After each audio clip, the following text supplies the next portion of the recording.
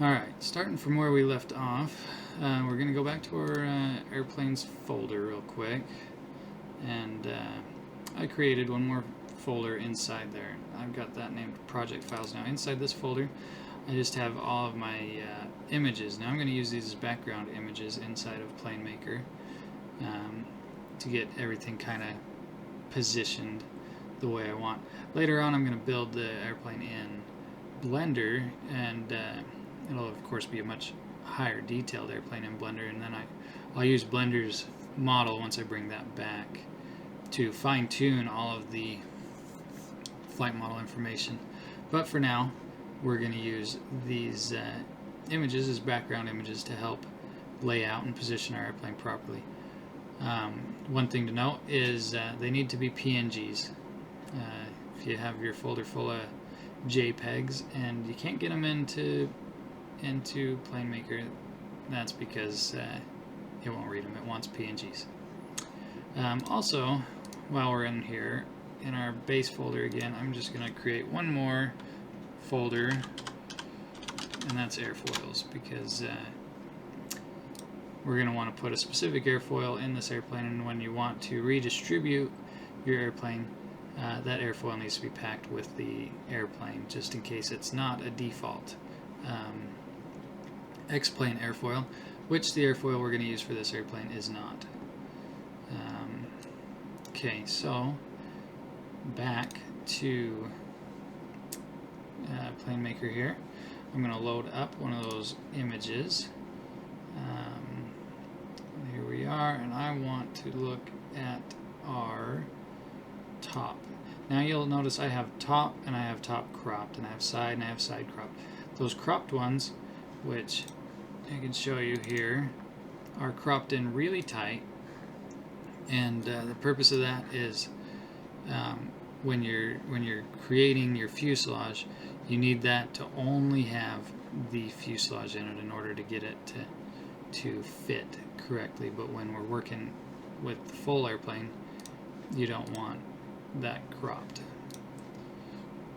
Okay, so we've got our top view here. Hit open. There's our view. Now, to make that kind of fit better, and I'm actually going to need to rotate that file, I now realize, because our top view here, front is on our left here. So we're going to want to rotate that file 90 degrees to our left real quick. So we'll just jump into Gimp. Now my goal for these tutorials is to do all of this with free programs, and so let's see, I said counterclockwise 90 degrees, file, and overwrite. So we'll be using Blender and Gimp because they are free. Okay, we're going to want to do that again, and now we're facing the right direction.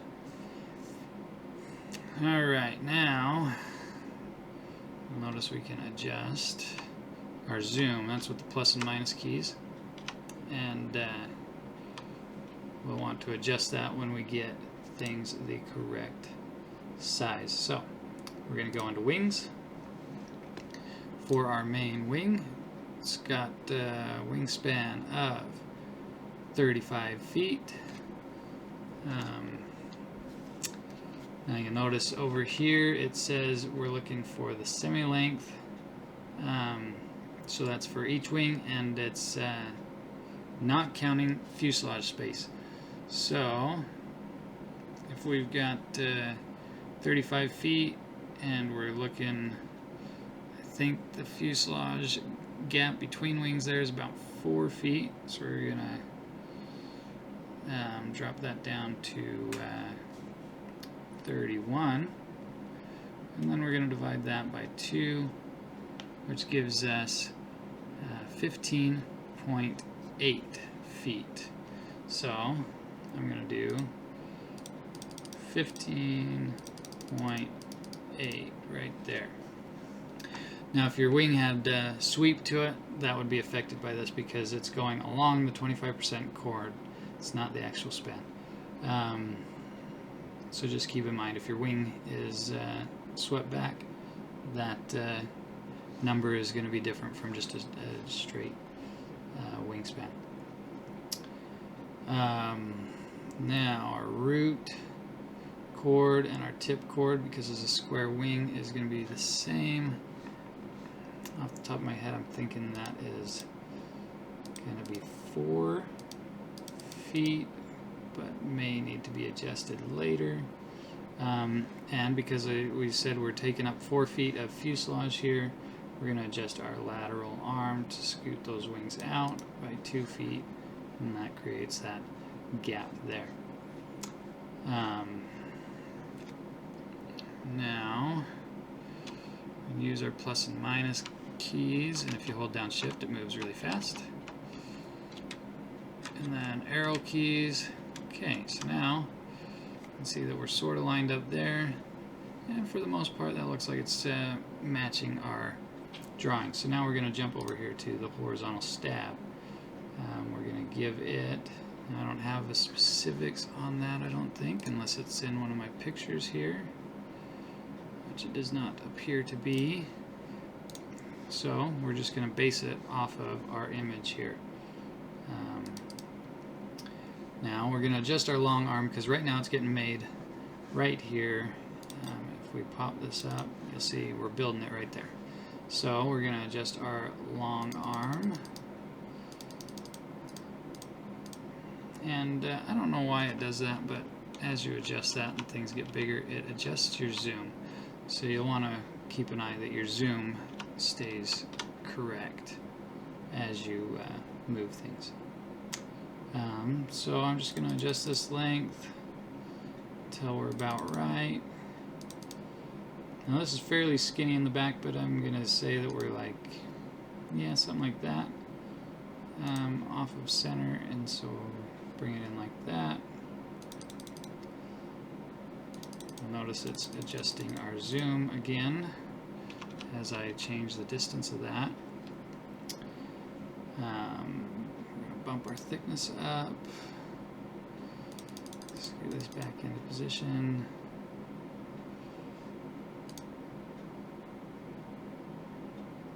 And that actually looks pretty close. Then we will close this for the moment. I like to save often. It's going to keep warning us that it won't fly until we get things just right. So now we're going to jump and we're going to change our background to our side view. Open that up, so there's our side. So we're going to come up here, we're going to say we're looking at it from the side. We're going to go back into our wings tab, and we're going to go to our vertical stab.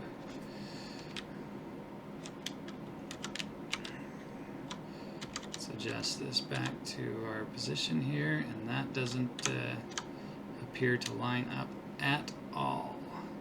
That's going to be because of our zoom. So let's see if we can zoom this to where things start to fit again, and we may even want to start to build our fuselage just so that things look a little more accurate. But so for right now, we're going to just give this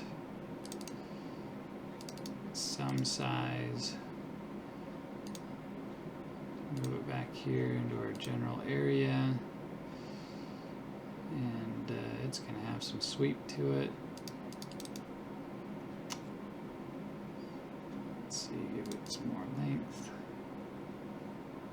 Root chord is bigger.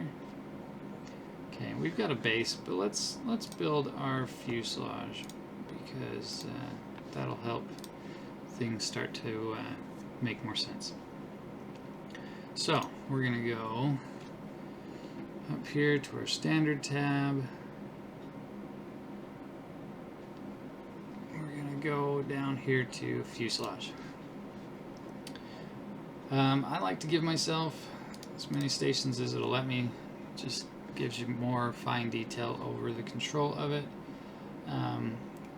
Depending on how much detail you need in your curve, you can adjust that.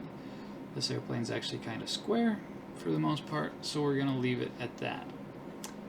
Body radius, we're going to bump that up a little bit just because it gives us more room to play. Now I like it, right now it's got it started as the nose is 0 and we're going farther and farther back. I prefer to have my center point not be the nose. Maybe that's just me being weird, but I prefer the nose to be negative. So I'm going to bump that to like -5. And I'm going to do the first two as -5. That's because the first one, if you click on it like that, it's going to zap into one. So now our front edge is closed off. Now we're going to tweak these numbers as we go along. Let's just go with, what's our overall length here? Our overall length is going to be 23 feet. Now I've already gone a -5 feet, so that's going to mean that we're going to want to go 18 feet this way. Bump that to 18. And put that one at 18 also.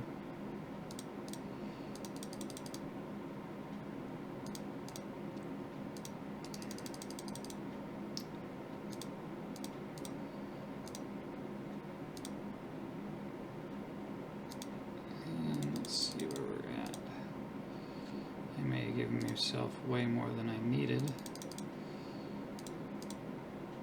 Let's see what we've got.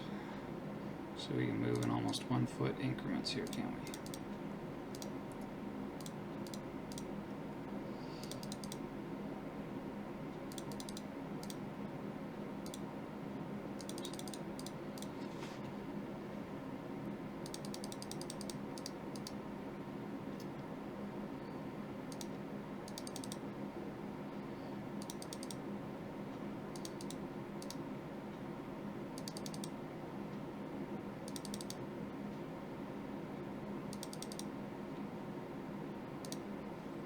Okay, something like that. Now we're going to jump along with this little button here and just copy this shape all the way over. Okay, so now if we jump back out, we hit this little X. Now you can see we've got the length of our fuselage right there. And how about that? It actually seems to match, which is good news for us. Okay.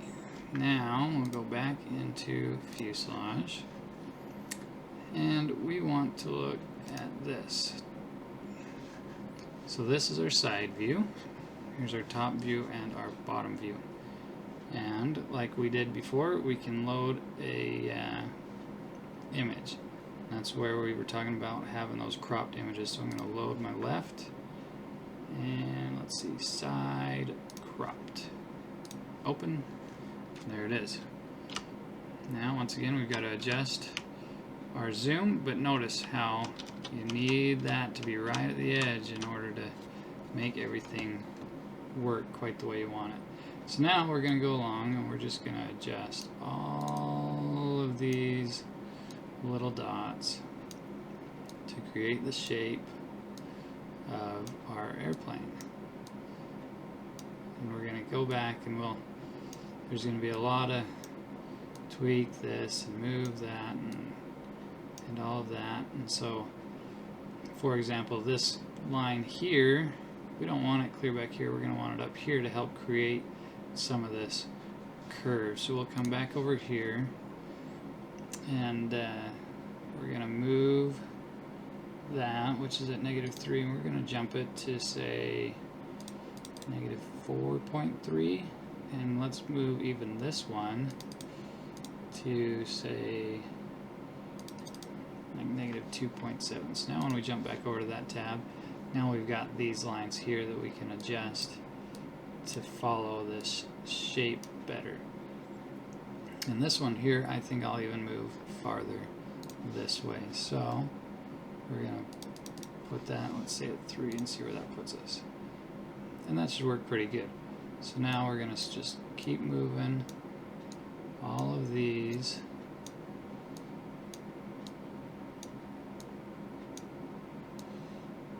And I'm not being super critical on how I'm placing them at the moment, but we will want to get a little more detailed with that later. But I'm going to use the built-in ellipse option that's going to kind of smooth out everything, and then go ahead and fine-tune it again from there. And also later on with our Blender version, we'll tweak even more to match that, because we're going to spend a lot more time on the detail of everything in Blender. But as you can see, it's just a matter of getting all of this positioned the way we want. And I'm going to actually move, say, these three up here so they can help with the shape of the window and everything, because this is what X-Plane's going to use to adjust our drag. So we're going to go with this one, and we're going to jump it down to, let's see, we're at -2 on that, so we'll do something like that, and then we'll drop this down to straight at -2, and put this at -1, see what that looks like. Okay, that's alright, but this is a little too scrunched, so let's scoot those two.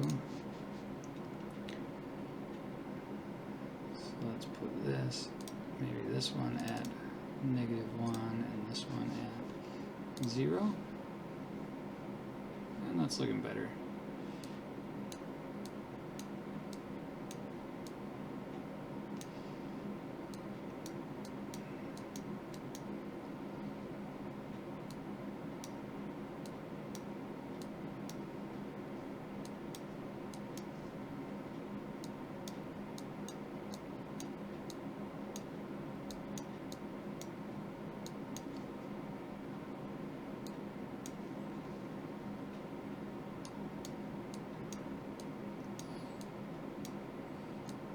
This part gets a little tedious, but the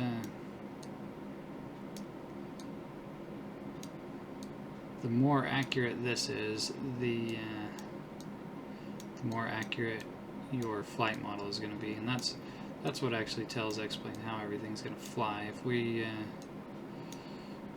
you take your time on this part, it'll fly more accurately than if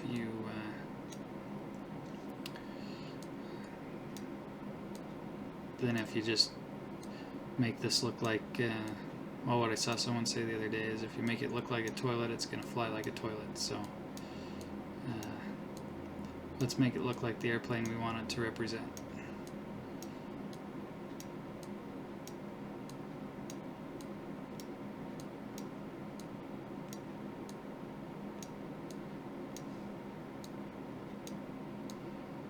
And you notice I'm following the fuselage lines here. We've got a vertical stab that's going to actually work as our vertical stab. So you want this to be your fuselage. And we can load in a map for the top also, because right now it's going to look kind of funny not having any shape from the top down.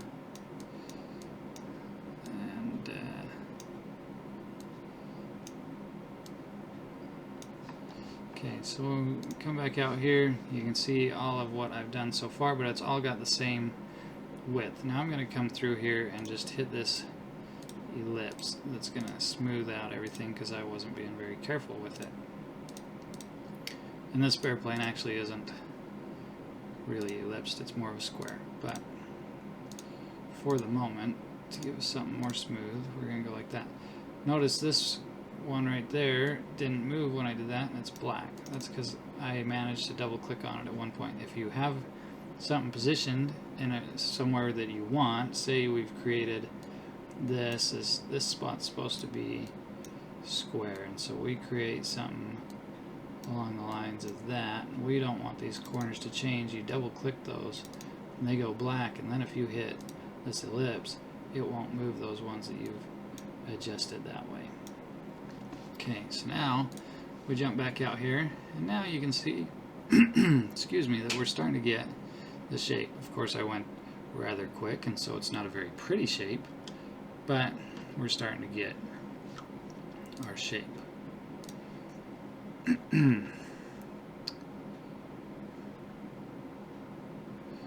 And we'll have to continue on later because I've already made this video extra long. So I'm going to just do a quick save, and we will continue later.